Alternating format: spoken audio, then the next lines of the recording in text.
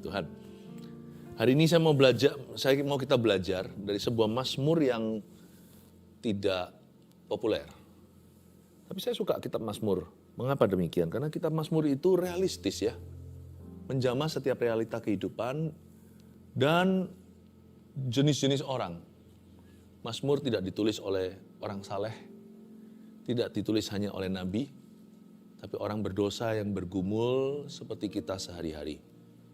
Khususnya Mazmur 10, saya berikan tema khotbah renungan singkat hari ini, sewaktu Tuhan terasa jauh. Pernah merasa jauh? Pernah merasa jauh dari Tuhan? Atau sebaliknya, merasa Tuhan kok jauh ya dari hidup kita ya? Kalau nggak pernah, namanya bukan manusia. Jujur saya pun pernah, dari waktu ke waktu saya alami, hanya tidak nampak. Bukan karena saya sembunyikan, karena saya hidup dari iman. Saya hidup oleh iman saya, bukan oleh perasaan. Nah, kalau kita mau ikut perasaan, roller coaster nanti naik turun, nggak keruan. Tapi kalau orang bisa hidup berdasarkan imannya, kehidupan kita akan stabil. Kehidupan kita itu akan seimbang. Makanya itu, saya ingin kita belajar untuk beriman pada Tuhan. Termasuk ketika kita merasa kok Tuhan jauh ya. Perasaan sih bisa menipu ya. Tapi kebenaran adalah kebenaran. Tuhan tetap ada di dekat kita. Dia berjanji tidak pernah meninggalkan kita, tidak pernah menolak kita. Ya sudah, terimalah mentah-mentah. Namanya aja Immanuel, Allah beserta. Dan Yesus berkata, aku menyertai kamu senantiasa sampai pada akhirnya. Udah, pengetahuan itu cukup. Gak perlu minta tanda peneguhan apa. Itulah pengenalan akan Allah. Tapi Mazmur 10 ini bagus sekali. Ini mazmurnya orang yang merasa Tuhannya jauh. Kita baca dulu ya. Ayat 1. Mengapa engkau berdiri jauh-jauh ya Tuhan, dan menyembunyikan dirimu dalam waktu-waktu kesesakan. Karena congkak orang fasik, giat memburu orang yang tertindas. Mereka terjebak dalam tipu daya yang mereka rancang. Karena orang fasik memuji-muji keinginan hatinya. Dan orang yang loba mengutuki dan menista Tuhan. Kata orang fasik itu dengan batang hidungnya ke atas. Allah tidak akan menuntut, tidak ada Allah. Itulah seluruh pikirannya. Tindakan-tindakannya selalu berhasil. Hukum-hukummu tinggi sekali, jauh dari dia. Ia menganggap remeh semua lawannya. Ia berkata dalam hatinya, aku tak akan goyang. Aku tidak akan ditimpa malapetaka turun-temurun. Mulutnya penuh dengan sumpah serapah, dengan tipu dan penindasan. Di lidahnya ada kelaliman dan kejahatan. Ia duduk menghadang di gubuk-gubuk, di tempat yang tersembunyi. Ia membunuh orang yang tak bersalah. Matanya mengintip orang yang lemah. Ia mengendap di tempat yang tersembunyi. Seperti singa di dalam semak-semak. Ia mengendap untuk menangkap orang yang tertindas. Ia menangkap orang yang tertindas itu dengan menariknya ke dalam jaringnya. Ia membungkuk dan meniarap. Lalu orang-orang lemah jatuh ke dalam cakarnya yang kuat. Ia berkata dalam hatinya, Allah melupakannya. Ia menyembunyikan wajahnya dan tidak akan melihatnya untuk seterusnya. Bangkitlah ya Tuhan. Ya Allah, ulurkanlah tanganmu, janganlah lupakan orang-orang yang tertindas. Cukup sampai ayat 12. Sejauh ini aja membaca ini gak mudah. Saya yakin Anda setuju. Isinya keluh kesah. Siapa yang menulis ini? Ini adalah sambungan dari pasal 9. Pasal 9 ayat terakhirnya itu bunyinya sela, berarti ada kata pause, berhenti, karena Mazmur itu lagu. Ayat pasal 9 sebelumnya nggak usah dibuka, itu Mazmur Daud. Ternyata Daud juga pernah merasa Tuhan jauh. Daud loh ini nenek moyang Tuhan Yesus. Daud loh ini raja yang merangkap sebagai seorang nabi dan imam juga. Orang sudah sepangkat itu dan diurapi langsung oleh Nabi Samuel. Orang yang sudah melihat mujizat Tuhan, Goliat pun tumbang di depan. Seorang yang hatinya berkenan pada Tuhan aja bisa curhatnya itu tidak terdengar terlalu rohani. Kalau kita nggak tahu penulis Mazmur ini siapa, kita anggap dia pasti orang berdosa yang ya unda-undilah seperti kita-kita ini yang bukan nabi, bukan siapa-siapa. Karena kalau Anda membaca dari ayat kedua seterusnya, itu isinya kan kepahitan sama orang. Aduh, Ternyata dia merasa Tuhan jauh, bukan karena Tuhan jauh beneran. Bukan karena Tuhan jauh sungguhan, tapi orang ini pahit sama kehidupan. Mungkin lagi susah hidupnya. Gak susah 1-2 hari, 1-2 minggu, susahnya cukup lama. Orang itu ya bisa berubah kalau dia di dalam tekanan terlalu lama. Kalau dia dalam masalah gak keluar-keluar dari sana. Awal-awal masih bisa bersyukur, 10 tahun lain cerita. Mazmur pasal 10 ini adalah mazmur orang yang berkeluh kesah. Ini mazmur orang yang merasa Tuhan jauh dari dia. Coba lihat ayat 1. Mengapa engkau berdiri jauh-jauh ya Tuhan? Seolah-olah protes ya. Tapi kalau nada ini kurang ajar, gak mungkin jadi firman hari ini di dalam Alkitab. Berarti feeling atau perasaan kita itu legitimate. Tuhan menerima perasaan kita. Kita boleh jujur datang kepada Tuhan. Gak perlu pasang kedok apa-apa. Sama Tuhan tuh kita telanjang di matanya. Daud tidak sembunyikan feelingnya. Pemazmur di sini ngomong apa adanya. Tuhan gak marah kok. Kok lancang bicara. Tidak. Dia berkata, mengapa engkau berdiri jauh-jauh, itu bukan tuduhan. Dia hanya ungkapkan perasaannya. Aku merasa Tuhan, hari ini, akhir-akhir ini, di hidupku sekarang ini, engkau itu berdiri jauh-jauh. Engkau menjauhi doaku. Rasanya itu susah gitu cari Tuhan. Mengapa engkau berdiri jauh-jauh ya Tuhan? Dan mengapa engkau menyembunyikan dirimu dalam waktu-waktu kesesakan? Masa Tuhan itu mau jadi Tuhan kita di waktu-waktu senang aja? Masa waktu kita susah atau anak-anaknya dalam kesesakan Tuhan cuci tangan? Enggak kan? Jadi kalau kalimat ini di ayat 1b kedengaran seperti suatu kalimat yang rude. Kalimat yang gak boleh ngomong gitu sama ortu atau sama orang tua. Apalagi sama Tuhan. Tapi Tuhan oke tuh. Jadi firman, hari ini jadi logos, jadi Alkitab tertulis. Kenapa engkau menyembunyikan dirimu dalam waktu-waktu kesesakan? Bukanlah sebuah fakta. Hanyalah sebuah ungkapan perasaan. Sah-sah saja. Sekali lagi, perasaan kita itu sah-sah saja. Tapi perasaan kita bukan finalnya. Perasaan kita boleh legitimate di hadapan Tuhan. Tapi Tuhan tidak menganggap perasaan itu final. Jangan jadikan perasaan Anda itu omega. Alfa omega yang awal dan akhir. Perasaan bukan yang awal. Perasaan juga jangan menjadi yang akhir. Jangan menentukan tindakan. Perasaan kita boleh sah di hadapan Allah. Tapi tidak final. Nah sekarang kalau kita baca ayat berikutnya. Kita baru mengerti mengapa ya Daud itu merasa jauh dari Tuhan.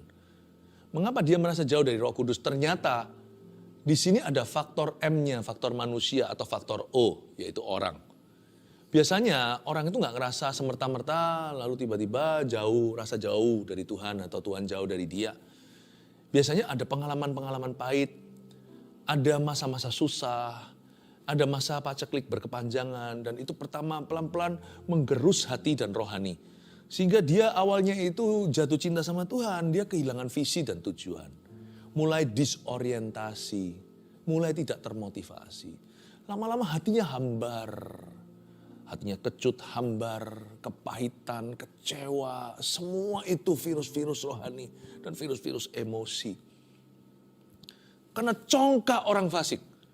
Giat memburu orang yang tertindas. Mereka terjebak dalam tipu daya yang mereka rancangkan. Dia mulai singgung orang congkak. Kira-kira ginilah bahasa modernnya. Orang itu sombong kali ya.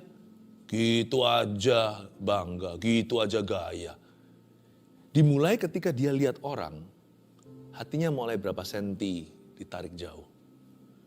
Bukan karena dia memang kepo sama orang lain atau mau tahu, bukan. Tapi mungkin dia sendiri susah, lihat orang memegahkan diri di atas kesusahannya. Agak ada perasaan gak terima, sangat lumrah sebagai manusia. Karena congkak orang fasik giat memburu orang yang tertindas. Dia menganggap dirinya lah yang tertindas.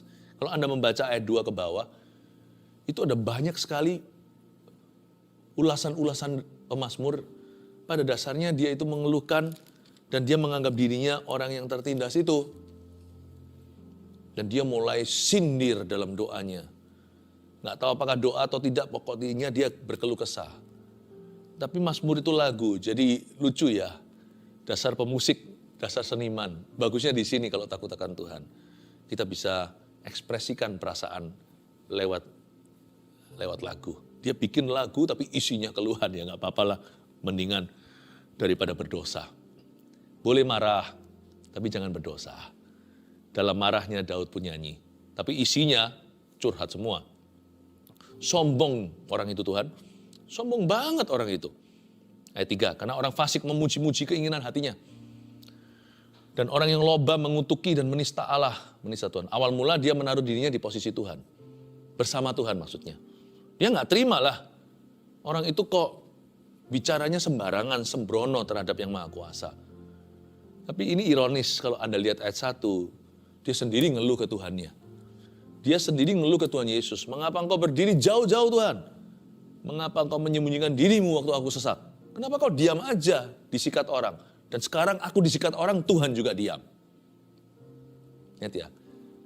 Selalu ada hubungan. Kalau kita nggak jaga hati sama sesama manusia, lama-lama kita juga akan kebobolan sama Tuhan. Orang yang nggak jaga spiritnya terhadap orang itu akhirnya spiritnya pun rusak. Persekutuannya dengan Roh Kudus. Misalnya kita bisa marah sama kawan teman kita, atau bahkan sama saudara sendiri, saudara kandung. Nanti kan hati kita jadi nggak keruan, perasaannya jadi susah doa ya kan? Memuji, wah pengaruh sudah. Udah nggak ada tuan-tuanan, udah nggak kerasa.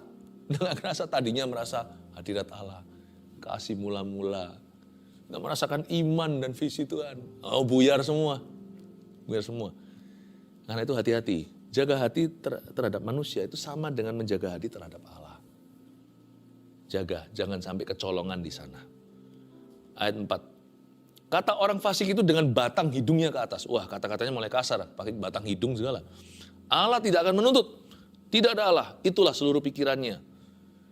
Jadi kalimat dan kata-kata orang-orang yang sombong melawan Tuhan membuat hati Daud gregetan.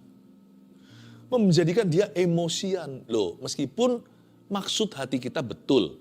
Kita nggak terima Tuhan dibilang begitu. Tapi caranya salah. Petrus kan nggak terima gurunya mau dirampas dari dia. Waktu Tuhan mau ditangkap itu loh, orang bawa pentung, bawa pedang di Taman Getsemani. Apa yang Petrus lakukan? Dia ambil pedang, potong telinga orang. Kebetulan yang dipotong itu telinganya hamba imam besar yang diutus untuk memimpin rombongan. Pikirkan coba. Tuhan tetap tegur dia, hus jangan begitu. Lalu ditempelkan kuping itu. Kata orang fasik dengan batang hidungnya ke atas. Words of the proud. Kalimat orang-orang yang angkuh membuat Daud terpancing emosinya. Makanya saya selalu beritahu gini kalau ada orang yang sedang perang nih, perang di media sosial. Wah berdebat gak keruan. Saya selalu beritahu sama jemaat GMS dan saya ajarkan juga pada keluarga saat teduh bersama. Dua-duanya keluarga yang saya cinta, keluarga rohani. Jangan ikut-ikutan yang gitu-gituan ya. Terus aja berbuat, terus bertumbuh, terus melayani, terus rendah hati. Terus mengasihi. Dan terus capai imanmu. Kalau enggak nanti kita terseret dalam dosa orang, terbawa-bawa dalam suasana keruh yang sama sekali Tuhan tidak panggil kita berada di sana. Hati Daud kepancing, ikut-ikut gregetan dan kehilangan damai sejahtera. Salah siapa? Salah sendiri. Sukacitanya tercuri. Ngapain kita mencoba menjadi Tuhan Yesus? Orang mau bilang apa tentang Tuhan? Tuhan gak goyah kok. Tuhan gak perlu seorang pembela. Tuhan hanya butuh seorang penurut. Tuhan tidak butuh lawyer atau pengacara. Tuhan itu jadikan murid. Jadikan murid Anda dan saya. Yang penting itu bukan korban bakaran. Yang penting itu taat dan setia. Orang mau ngomong apa tentang Tuhan seperti menendang gala. Kaki tendang besi, siapa yang sakit? Kaki lah. Allah adalah Allah, mau dibilang mau apa, mau dikata-katain apapun, Tuhan hanya tertawa di sorga dan berkata, tunggu tanggal mainnya, tunggu waktumu tiba. Bukan berarti Tuhan tidak perlu dibela. Ada hal-hal tertentu, saat-saat tertentu kita harus berdiri bagi iman kita. Kita harus bisa menjelaskan keyakinan kita, dan kita tidak boleh menyangkal nama Tuhan. Oh, dengan segala resiko, berdirilah teguh, apapun aniaya. Yang kayak begitu itu kita berdiri dalam kebenaran.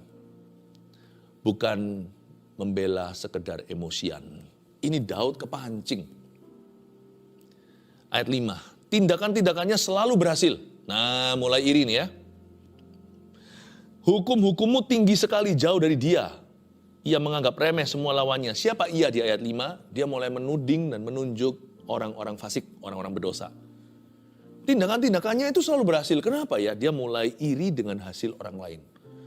Hampir tergelincir dia karena dia iri hati atau cemburu sama orang fasik. Ayat 6, ia berkata dalam hatinya, aku tak akan goyah. Aku tidak akan ditimpa malapetaka turun-temurun. Mulutnya penuh dengan sumpah serapa, dengan tipu dan penindasan. Daud mulai ungkit-ungkit dosa orang. Di lidahnya ada kelaliman dan kejahatan. Ya bolehlah. Mungkin dosa orang lain mencolok. Tapi dosa kita mungkin tersembunyi, terselubung. Udahlah jangan hakimi. Ada hakimnya sendiri kok. Tuhan Yesus itu hakim yang hidup dan mati.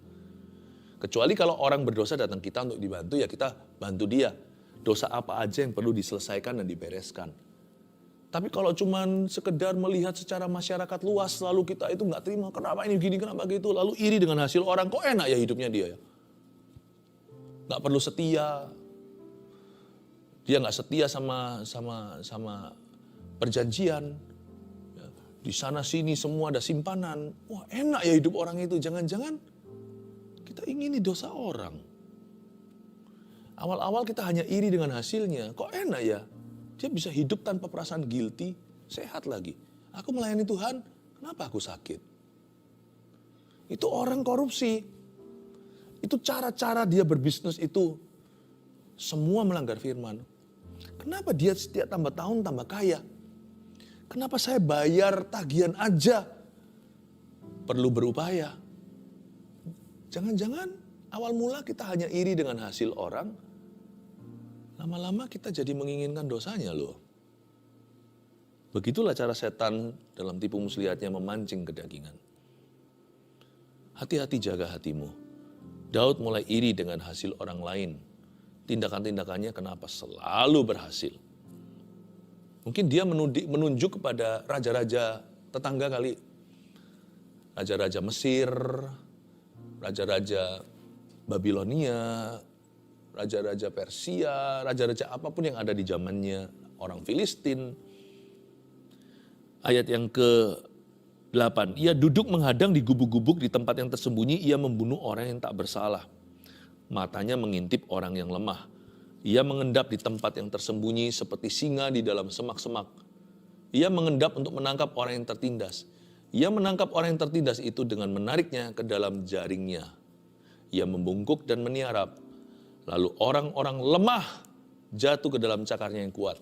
Ini jebakan iman. Awal mula dia mengidentifikasi dirinya sendiri sebagai orang sang tertindas. Tapi sekarang dia mulai menyebut orang-orang tertindas tanpa nama, tanpa wajah. Mungkin dia tidak tahu entah mereka siapa. Pokoknya secara umum pukul rata. Manusia kan suka apa itu? Generalisasi apa ya? Mungkin suka untuk generalize atau suka untuk pukul rata. Misalnya, semua orang kata-katain kamu loh. Masa benar semua orang paling cuma 2-3. Wah, gak ada satu orang pun yang cinta dan mengerti aku. Masa betul? Kita aja belum ketemu sama semua orang di dunia. Masa kita bisa konklusi begitu? Aku nih orang yang paling kasihan di seluruh dunia. Ya, manusia suka pukul rata. Dan di sini Daud mulai blur, mulai kabur. Dia mulai merasakan dunia ini gak fair. Hidup ini gak adil. Kelihatannya mulia ya, sense of justice atau jiwa keadilan seseorang. Tapi lebih dari spirit yang gak terima. Lebih dari sebuah roh yang penasaran. Dari suatu hati yang condongnya gravitasi kepada kepahitan. Bukan orang-orang yang hatinya dipenuhkan oleh Tuhan, lalu dia bisa mengusahakan dan merindukan serta mendoakan, bahkan mengupayakan keadilan bagi orang lain. Ini orang yang memuji orang dengan harapan supaya dia dipuji. Jadi itu hanya pancingan. Lain cerita kalau hati kita sudah penuh dengan rasa aman dari Tuhan, kita memuji orang lain itu tulus.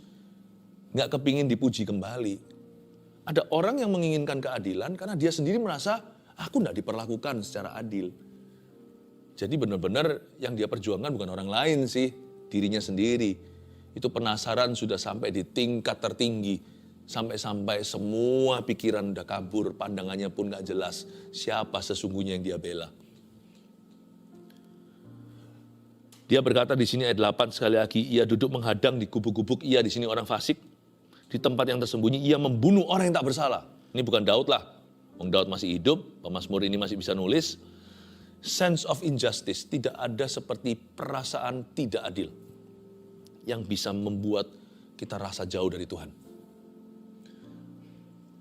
Seringkali kita dengarkan orang mengeluh gini, kalau ada Tuhan kenapa ada penderitaan?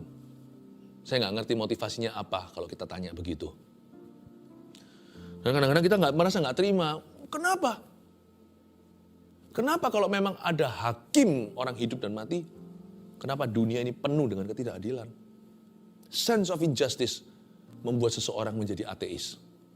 Nggak ada Tuhan-Tuhanan lah. Kalau ada Tuhan, masa begini? Kalau ada Tuhan, masa orang baik mengalami perkara buruk?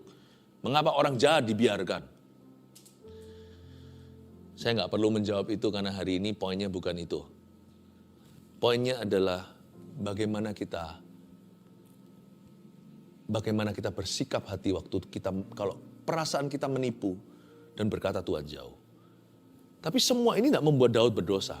Karena Daud membawa semua hati dan curahannya kepada Allah. Nggak seperti kita, kalau kita merasa Tuhan jauh, sebagian kita ke narkoba, ke alkohol, ke dosa seksual, ke hobi-hobi yang menjadi kecanduan, padahal seharusnya nggak apa-apa kalau itu dalam takaran yang sehat. Manusia itu cenderung untuk terbelenggu. Tapi Daud tidak demikian. Mazmur 10 ini indah, sekalipun isinya itu mengganggu. Tapi isinya ini jujur sekali. Feeling seorang laki-laki, feeling seorang manusia biasa. Tapi seperti yang saya katakan di ayat pertama, perasaan sih sah-sah saja. Tapi jangan jadikan final. Ia membunuh orang yang tak bersalah dan sebagainya. Menangkap orang yang tertindas, menariknya ke dalam jaring, membungkuk meniarap. Orang lemah jatuh ke dalam cakarnya yang kuat. Nah, Daud mulai marah. Ayat 11, ia berkata dalam hatinya, Allah melupakannya, ia menyembunyikan wajahnya dan tidak akan melihatnya untuk seterusnya. Disinilah di ayat 11, karena terlalu sering dan terlalu melihat fakta dan realita, dia mulai percaya kata-kata orang fasik. Tapi untungnya dia bawa dalam doa. Their words finally have gotten to him. Dalam bahasa Inggrisnya. Hati-hati ya. Dalam candaan misalnya, wah gini ya kamu, wah memang kamu itu dari antara kita semua paling gak pinter ya. Sekarang gak apa-apa. Tapi waktu kita gagal kerja, itu kata-kata kembali. Padahal tadi hanyalah bercanda. Bisa jadi loh. Bisa jadi. Karena kata-kata orang di ayat 11, dia kerap kali mendengarkan, Allah melupakannya lah, Tuhan udah lupa sama kamu. Yang menyembunyikan wajahnya, anak tirinya Tuhan Yesus lu. Gitu ya. Tidak akan melihat untuk seterusnya, apalah. Bukan hanya candaan, kadang-kadang orang bilang beneran. Waktu kita kuat imannya, itu gak mempan. Tapi waktu kita lemah, dan kalau kita tidak hati-hati menjaga hati, kita tidak melihat pada firman, sedangkan Alkitab mengatakan orang benar hidup oleh imannya, bukan oleh penglihatan, kita hanya lihat realitas sekeliling kita. Jangan-jangan, kata-kata yang dulu tidak mempan sama kita, sebab kita lawan, dan kita tahu kata-kata itu tidak benar, jangan-jangan, di lain kesempatan, dia mulai merayap dan merasuk di dalam hati dan pikiran. Iya betul ya. Tuhan itu gak ada. Tuhan itu gak peduli. Lain hari, kalimat itu berkuasa menjatuhkanmu. Ini berarti hati-hati apa yang kau dengarkan. Juga hati-hati gunakan mulut dan lidah bibir kita. Tapi memang ada orang yang terlalu sensitif, saya ngerti ya. Kita ngomong apapun juga gak boleh bercanda sama sekali. Ya gak bisa begitu juga, jangan terlalu apa ya. Di dunia ini memang penuh dengan kuman. Kalau Anda keluar rumah langsung jatuh sakit, nah itu kita mesti berdoa supaya antibodinya kuat. Nggak bisa lah ya, dunia itu sempurna. Kata-kata orang juga nggak bisa sempurna. Jadi kita juga bisa jaga hati.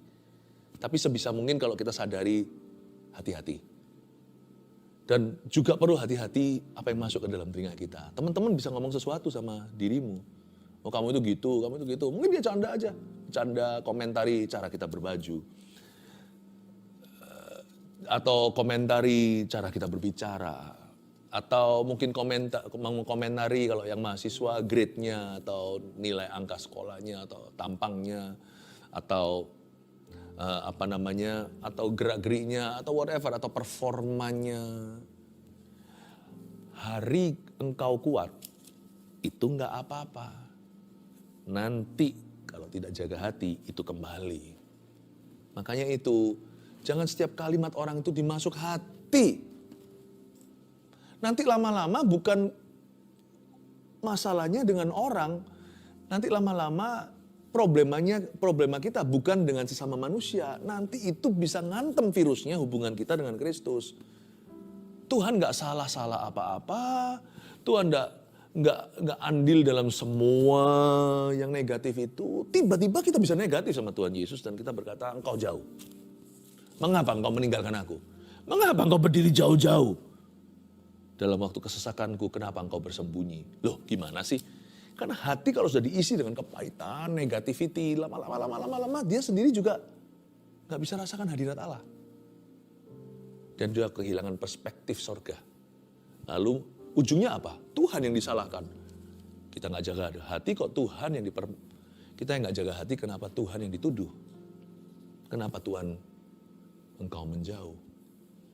Ayat 12. Bangkitlah Tuhan, ya Allah, ulurkanlah tanganmu. Oh saya kira di ayat 12a, kalau pemazmur berkata begini berarti minta pembalasan kan. Memang Daud sedang dirongrong orang sih. Kalau kita baca ayat 2 sampai 11, sudah sangat jelas. Daud dicari gara-gara, udahlah rangkumannya singkat. Banyak musuh yang melawan dia dan berbuat yang tidak-tidak dan melakukan ketidakadilan. Pokoknya Daud itu dibully, baik secara terang-terangan maupun tersembunyi, terselubung atau frontal.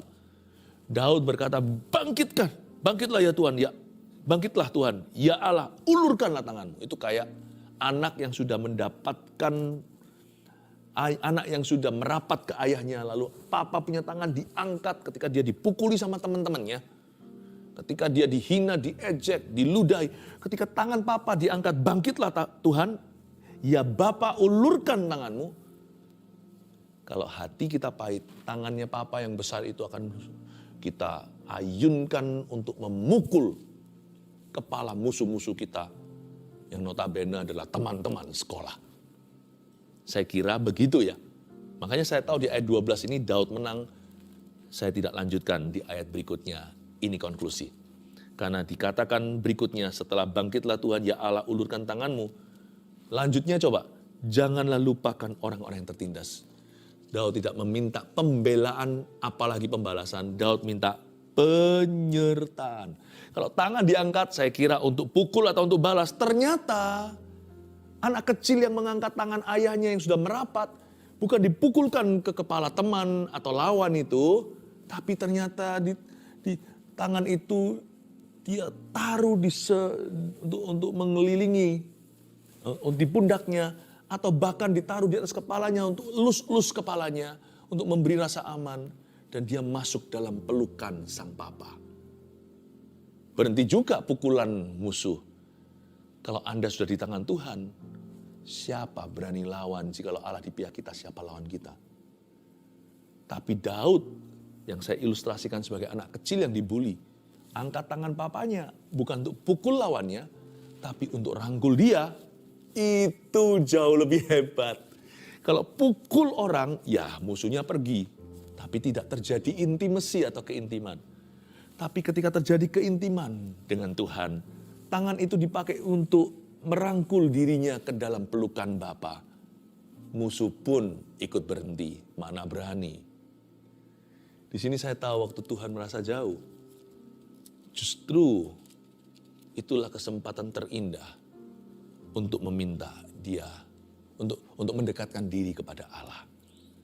Jangan minta pembalasan kepada orang-orang yang membuatmu kepahitan. Justru kalau kita merasa Tuhan itu jauh, poin ke-1 tulis ini. Merasa Tuhan jauh bukan berarti Tuhan sungguhan jauh. Itu dulu, kebenaran ini harus tertancap dalam hati. Merasa Tuhan jauh bukan berarti Tuhan sungguhan jauh. Yang kedua, jangan lihat manusia sewaktu gusar hati atau gelisah. Ini pelajaran berharga hari ini di saat teduh bersama. Soalnya kalau kita tambah lihat orang, kita akan semakin merasa galau. Dan Tuhan akan serasa semakin jauh. Jangan lihat manusia. 3, waktu kita itu merasa Tuhan itu jauh, nah di situ kesempatan emas untuk kita meminta penyertaan. Makanya itu poin ketiga bunyinya, lebih baik meminta penyertaan daripada pembalasannya. Udah orang bukan urusanmu dan urusanku. Tuhan, kalau aku merasa Engkau jauh, dekatkan aku. Sebab faktanya, bukan Tuhan yang jauh, aku yang jauh. Kalau saya merasa Tuhan jauh, itu bukan Tuhan yang jauh. Aku yang jauh, aku yang menjauhkan diri. Ya salahku sendiri. Kenapa aku jauh? Karena terlalu banyak lihat manusia. Atau bahkan terlalu banyak melihat diri sendiri. Dekatkan aku. Minta keintiman dengan Roh Kudus. Minta kedekatan. Minta hadirat Allah. Dinyatakan. Dan ketika kita meminta penyertaan, itu jauh lebih baik daripada pembalasan. Sebab jikalau kita sudah bersama dengan Tuhan di pihak kita. Kaget ya? Siapa lawan kita? Haleluya.